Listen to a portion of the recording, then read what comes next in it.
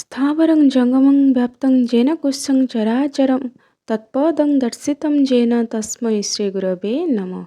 परम प्रेममय परम दयाल श्री श्री ठाकुर ଅନୁକୂଳ ଚନ୍ଦ୍ରଙ୍କ ଶ୍ରୀ ଚରଣରେ ମୋର କୋଟି କୋଟି ପ୍ରଣାମ।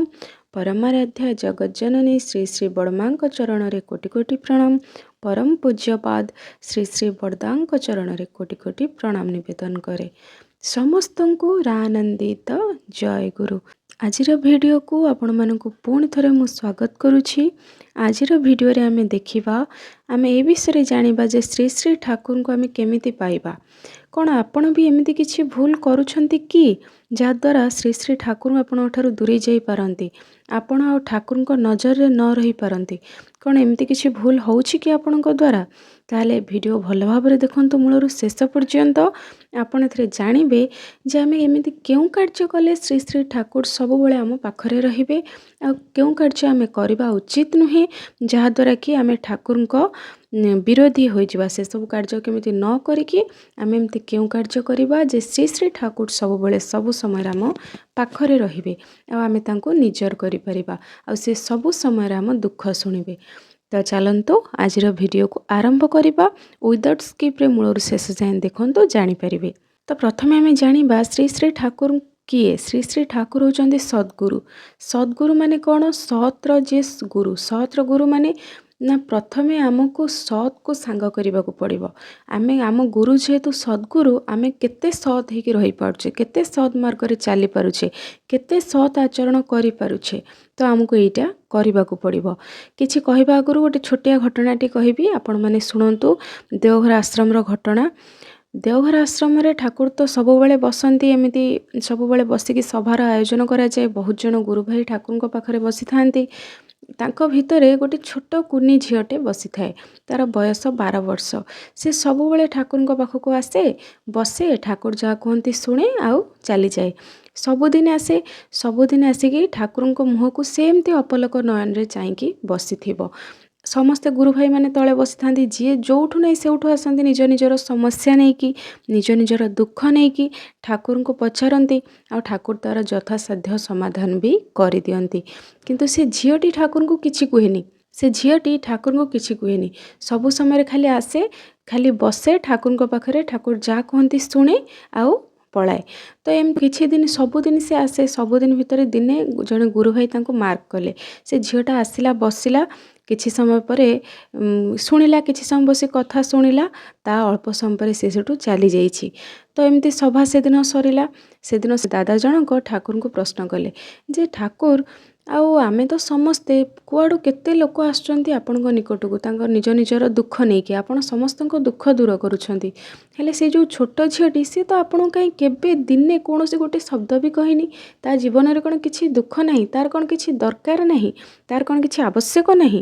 ସେ ତ ଆପଣଙ୍କୁ କେବେ କିଛି ମାଗିନି, ଖାଲି ଆସୁଛି, ବସୁଛି, କିଛି ସମୟ ପରେ ଆପେ ଆପେ ଉଠି ଚାଲି ଯାଉଛି, ଆଉ ସଭା ନ ସରିବା ପୂର୍ବରୁ ହିଁ ସେ ଉଠିକି ଚାଲି ଯାଉଥିଲା। ତ ଏ ଦାଦା ଜଣକ ତାଙ୍କୁ ସେ ପ୍ରଶ୍ନ ପଚାରିଲେ ଠାକୁରଙ୍କୁ। ଠାକୁର କହିଲେ, ଆରେ ଶୁଣ, ସେ ଛୋଟ ଝିଅ ଜଣକ ହେଉଛି ନିଃସ୍ୱାର୍ଥପର ଚିନ୍ତାଧାରା ତାର। କ'ଣ ନିଃସ୍ୱାର୍ଥପର? ନା କେବେ ସେ ନିଜ ସ୍ୱାର୍ଥରେ ଆସିନି ମୋ ପାଖକୁ, ସବୁବେଳେ ନିଃସ୍ୱାର୍ଥ ଭାବନାରେ ଆସିଛି। କାହିଁକି ଜାଣିଛ? ସେ କେବଳ ଏଠିକି ଆସୁଛି ଗୋଟିଏ କାରଣ ପାଇଁ। ସେ ଦାଦା ଜଣକ ପଚାରିଲେ, ଠାକୁର କାହିଁକି? ନା କେବଳ ମୋ ହସ ଟିକକ ଦେଖିବା ପାଇଁ। ମୋ ହସ ଟିକକ ଦେଖିଦେଲେ ସେ ଏଠୁ ଉଠିକି ଚାଲିଯାଏ, ତା ମନ ଖୁସି ହେଇଯାଏ। ଇଏ ଦାଦା ଜଣକ ଆଶ୍ଚର୍ଯ୍ୟ ଯେ ଠାକୁରଙ୍କୁ ଏମିତି ହସିଦେଲେ ସେ ଝିଅଟି ଉଠି ଚାଲିଯାଉଛି, ନିଜ କଥା କିଛି କହୁନି, ନିଜର କିଛି କୌଣସି ବିଷୟରେ ମାଗୁନାହିଁ, ସେମାନେ ଠାକୁରଙ୍କ ହସ ପାଇଁ ଆସୁଛି ସବୁଦିନ ଦେଖିବା ପାଇଁ, ଏଇଟା କେମିତି ସମ୍ଭବ? ପୁଣି ଠାକୁରଙ୍କୁ କୋଶ୍ଚିନ୍ କରନ୍ତି। ଠାକୁର ସେଠି କୁହନ୍ତି ଯେ ସେ ଝିଅଟା, ଛୋଟ ଝିଅଟି, ତା ମନରେ କୌଣସି ଜିନିଷ ପ୍ରତି ଲୋଭ, ଆଉ ଯେମିତି କହିବା ତା ମନରେ ମିଛ ଭାବନା, ଏସବୁ କିଛି ନାହିଁ। ସେ କୌଣସି ଲୋଭରେ କି କୌଣସି ପାଇବା ଆଶାରେ ମୋ ପାଖକୁ ଆସେନି। ସବୁବେଳେ ଆସେ, ବସେ, ମୁଁ ଯାହା କହେ, ଯାହା କଥା ଆଲୋଚନା ହୁଏ ସେ ଶୁଣେ, ଆଉ ତାପରେ କିଛି ସମୟ ମୁଁ ତାକୁ ଦେଖେ, ସେ ମୋତେ ଦେଖେ, ସିଏ ମୋ ହସ ଦେଖିବାକୁ ଆସିଛି, ମୁଁ କେମିତି ଅଛି ଦେଖିବାକୁ ଆସିଛି ମୁଁ ଜାଣିଛି, ଆଉ ମୁଁ ସବୁବେଳେ ତାକୁ ମାର୍କ କରେ କିନ୍ତୁ ମୁଁ କେବେ ବି ମାନେ ମୁଁ ଚାହେଁନି ସେ ଜଲ୍ଦି ଚାଲିଯାଉ ଏଠୁ, ମୋ ପାଖରୁ ସେ ଜଲ୍ଦି ଦୂର ହେଇଯାଉ ମୁଁ ଚାହେଁନି। ମୁଁ ତ ସବୁବେଳେ ମୋ ପାଖରେ ସେ ରହୁ ଚାହେଁ।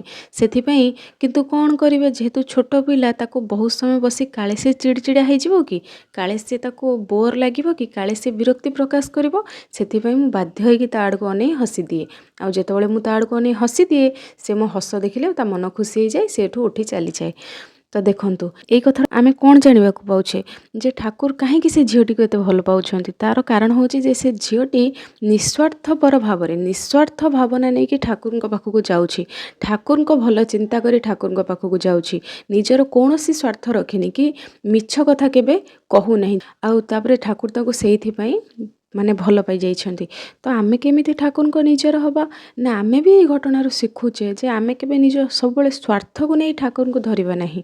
କିଛି ଆମେ ସବୁ ସମୟରେ ଚେଷ୍ଟା କରିବା ଇଷ୍ଟଙ୍କର ଲାଭ, ଇଷ୍ଟଙ୍କର ସେବା, ଇଷ୍ଟଙ୍କର ଉନ୍ନତି, ଇଷ୍ଟଙ୍କ ଉନ୍ନତିରେ ହିଁ ଆମର ଉନ୍ନତି। ଯେମିତି ମୁଁ ଆଜି ଆପଣମାନଙ୍କ ସାମ୍ନାରେ ଯାଜନ କରୁଛି, ଆପଣମାନେ କିଛି ଜାଣିବାକୁ ପାଉଛନ୍ତି, ମୁଁ ବି କିଛି ମାନେ କିଛି ଠାକୁରଙ୍କ ବିଷୟରେ କହିବାର ସୁଯୋଗ ପାଉଛି। ତ ଏଇଟା କ'ଣ ନା ଠାକୁରଙ୍କ ଗୋଟେ ସେବା, ଆମେ ବି ଠାକୁରଙ୍କର ସେବା କରୁଛେ। ତ ଏମିତି ବହୁତ ଜଣ ବି ଯାଜନ କରୁଛନ୍ତି ଠାକୁରଙ୍କର, ତା ଅର୍ଥ ସେ ଠାକୁରଙ୍କର ଇଷ୍ଟଙ୍କର ଗୋଟେ ସେବା କାର୍ଯ୍ୟରେ ନିୟୋଜିତ ଅଛନ୍ତି। ତ ୟା ଅର୍ଥ ମାନେ କ'ଣ, ଠାକୁର ସବୁବେଳେ ନିଃସ୍ୱାର୍ଥ ଲୋକମାନଙ୍କୁ ହିଁ ପସନ୍ଦ କରନ୍ତି। ନିଃସ୍ୱାର୍ଥ ଲୋକ, ସତ୍ ଚିନ୍ତାଧାରା, ସଦାଚାରରେ ଯିଏ ରହୁଥିବ ସିଏ ଠାକୁରଙ୍କର ଅତି ପ୍ରିୟ। ତା ମାନେ କ'ଣ, ଆମେ ସବୁବେଳେ ଆମ ସ୍ୱାର୍ଥ ପାଇଁ ହିଁ ଠାକୁରଙ୍କୁ ଡାକନ୍ତି ଯେ ଠାକୁର ଆଜି ମୋ ପୁଅକୁ ଏଇ ପରୀକ୍ଷାରେ ପାସ୍ କରିଦିଅ, ମାଟ୍ରିକ ପରୀକ୍ଷାରେ ପାସ୍ କରାଇ ଦିଅନ୍ତୁ, ମୁଁ ଆପଣଙ୍କୁ ଏଇଟା ଦେଇଦେବି, ମୁଁ ଆପଣଙ୍କୁ ସେତେ ଟଙ୍କା ଅର୍ଘ୍ୟ ଦେଇଦେବି, ଏତେ ଟଙ୍କା ଅର୍ଘ୍ୟ ଦେଇଦେବି, ମୁଁ ଏଇଟା କରିଦେବି, ସେଇଟା କରିଦେବି। କାହିଁକି, ଠାକୁରଙ୍କ ଆମର ଦାସ, ଆମେ ଠାକୁରଙ୍କର ଦାସ, ଆମେ ଠାକୁରଙ୍କର ସେବକ, ଆମେ ତାଙ୍କ କଥା ମାନିକି ଚଳିବା କଥା। କେମିତି ସିଏ ଖୁସିରେ ରହିବେ ସେ ପ୍ରକାର ସବୁ ପ୍ରକାର ବନ୍ଦୋବସ୍ତ ଚେଷ୍ଟା କରିବା କଥା, ନା କି ଆମ ବୋଝ ଆମେ ତାଙ୍କ ଉପରେ ଲଦିଦେବା ଯେ ଆମକୁ ଏଇଟା ଦିଅ, ଆମକୁ ସେଇଟା ଦିଅ, ଆମ ପାଇଁ ଏଇଟା କର ସେଇଟା କର। କାହିଁକି, ସିଏ ଆମ ଗୁରୁ, ଆମେ ତାଙ୍କ ଗୁରୁ ନୁହେଁ ଯେ ଆମେ ତାଙ୍କୁ ସବୁ କଥାରେ ତାଙ୍କୁ ଆଦେଶ ଦେବା ଯେ ଏଇଟା କଲେ ମୁଁ ମାନିବି, ନହେଲେ ନାହିଁ, ଏଇଟା କରିବାକୁ ପଡ଼ିବ, ଏଇଟା କର। ତ ଏଇଟା ତ କରିବା କଥା ନୁହେଁ। ବରଂ ଆମେ ଠାକୁରଙ୍କ କାର୍ଯ୍ୟକୁ, ଠାକୁରଙ୍କ ଯାହା ସବୁ ଦେଇଛନ୍ତି ଦାୟିତ୍ୱ, ଆମେ ତାକୁ ପାଳନ କରିବା ଉଚିତ। ଯେମିତି ଯଜନ ଯାଜନ ଇଷ୍ଟବୃତ୍ତି ହେଲା, ସେମିତି ସବୁ କ୍ଷେତ୍ରରେ ମାନେ ଯଦି ନିଃସ୍ୱାର୍ଥପର ଭାବରେ ଠାକୁରଙ୍କୁ ଆପଣ ଡାକିବେ, କି ଆମେ ନିଃସ୍ୱାର୍ଥପର ଭାବରେ ଏତିକି ବିଶ୍ୱାସ ରଖନ୍ତୁ ଯେ ଆପଣ କିଛି ମାଗିବା ଆବଶ୍ୟକ ନାହିଁ, ସିଏ ଆପଣଙ୍କୁ ନିଜେ ଦେବେ, ଖୁସି ହେଇକି ଦେବେ। ଦୁଃଖ ଆପଣଙ୍କୁ ଜଣେଇବାକୁ ପଡ଼ିବନି, ସିଏ ଆପଣଙ୍କ ଦୁଃଖକୁ ନିଜେ ଜାଣିପାରିବେ, ନିଜେ ଜାଣିକି ତା'ର ଉପଶମ ଆପଣଙ୍କୁ କରେଇବେ। ନିଜେ ଦୁଃଖ ଜାଣିବେ, ଆପଣଙ୍କୁ କହିବାକୁ ପଡ଼ିବନି। କେବଳ ଏତିକି ଯଦି କହୁଛନ୍ତି ଠାକୁରଙ୍କ ସାମ୍ନାରେ, ଏତିକି କୁହନ୍ତୁ ଯେ ତୁମରି ଇଚ୍ଛା ହିଁ ମୋ ପାଇଁ ମଙ୍ଗଳମୟ, ତୁମେ ରଖିଲେ ରଖ, ମାରିଲେ ମାର, ତୁମେ ଯାହା କରିବ ସେଇଟା ହିଁ ମୋ ପାଇଁ ମଙ୍ଗଳମୟ, ତୁମର ଇଚ୍ଛାରେ ହିଁ ମୋର ମଙ୍ଗଳ। ମୁଁ ଜାଣେ ନା ମୋ ପାଇଁ କେଉଁଟା ଭଲ କେଉଁଟା ଖରାପ, ସେଥିପାଇଁ ତୁମେ ଯେହେତୁ ମୋର ପରମ ପିତା, ତୁମ ଇଚ୍ଛା ହିଁ ମୋ ପାଇଁ ମଙ୍ଗଳମୟ, ଯାହା ତୁମର ଇଚ୍ଛା ତୁମେ ସେଇଆ କର। ତ ଏତିକି କେବଳ କୁହନ୍ତୁ, ଏଇଥିରେ ହିଁ ଠାକୁର ଖୁସି ହେବେ ଆପଣଙ୍କ ଉପରେ। ଆଉ ଗୋଟିଏ କଥା ହେଉଛି, ଆମେ ଯେଉଁ ଖାଇବା ପିଇବା ଏସବୁ ଚାଲିଚଳଣି ବହୁତ ପ୍ରକାରରେ ପରିବର୍ତ୍ତନ କରିବାକୁ ପଡ଼ିବ। ଯେମିତି ଧରାଯାଉ ଆମେ ଦୀକ୍ଷା ନେଇଛନ୍ତି, କିନ୍ତୁ ଦୀକ୍ଷା ନେଇକି କେତେଜଣ କେବଳ ଶୁକ୍ରବାରକୁ ଗୋଟେ ଠାକୁରଙ୍କ ବାର ଅଛି ଛାଡ଼ି ଦେଇକି ସବୁବାର ଆଇଁଷ ଖାଉଛନ୍ତି। ତ ଆଇଁଷ ତ ଖାଇବାକୁ ଠାକୁର ଆମକୁ ମନା କରିଛନ୍ତି ନା, ଠାକୁର ନିଜେ କହିଛନ୍ତି ଯେ ଆଇଁଷ ଖାଇଲେ ନାମ ଧ୍ୟାନ ଠିକ୍ରେ ହୁଏନି, ଆଇଁଷ ଖାଇଲେ ଦେହ ଅପବିତ୍ର ହୁଏ, ବଡ଼ିରେ ଟକ୍ସିନ୍ ଜନ୍ମେ। ଯେତେବେଳେ ଆମେ ଆମ ଗୁରୁଙ୍କ ଆଦେଶ ଉପଦେଶ ମାନୁନି, ତ ତାଙ୍କ ଦୀକ୍ଷା ନେଇକି ଲାଭ ବା କ'ଣ? ଆମେ କେବଳ ଆମ ସ୍ୱାର୍ଥ ପାଇଁ ଦୀକ୍ଷା ନେଇଛେ, ତାଙ୍କୁ ଡାକି ଦେଉଛେ ଏଇଟା ମୋର ଏ କାମଟା ହେଇଯାଉ, ସେ କାମଟା ହେଇଯାଉ, ପ୍ରଣାମୀ ନିବେଦନ କରିଦେଉଛେ, ଏଇଟା କିନ୍ତୁ ଭୁଲ କଥା। ତାଙ୍କ କଥା ତ ମାନୁନି, ଖାଲି ତାଙ୍କୁ ୟୁଟିଲାଇଜ୍ କରୁଛେ। ତ ଖାଇବା ପିଇବାକୁ ନେଇକି ବି ବହୁତ କଟକଣା, ଯେମିତି ପିଆଜ ରସୁଣ ନ ଖାଇବା, ତ ବହୁତ କିଛି ଯାହା ଠାକୁର ଆମକୁ ନିୟମ ଦେଇଛନ୍ତି, ସେଇ ସବୁକୁ ଆମେ କେତେ ଦୂର ପାଳନ କରିବା। ଯେତେ ଦୂର ଆମେ ପାଳନ କରି ଚାଲିବା, ଯେତେ ମାତ୍ରାରେ ଆମେ ଠାକୁରଙ୍କର ଯଜନ ଯାଜନ ଇଷ୍ଟବୃତ୍ତି କରି ଚାଲିବା, ଯେତେ ମାତ୍ରାରେ ସଦାଚାର, ସ୍ୱସ୍ତୟନୀ, ସତ୍ ଆଚରଣ, ସତ୍ସଙ୍ଗ ଏସବୁ ଯେତେ ମାତ୍ରାରେ କରି ଚାଲିବା, ସେତେ ମାତ୍ରାରେ ଠାକୁର ଆମ ସାଙ୍ଗରେ। ସମସ୍ତଙ୍କୁ ଜୟ ଗୁରୁ।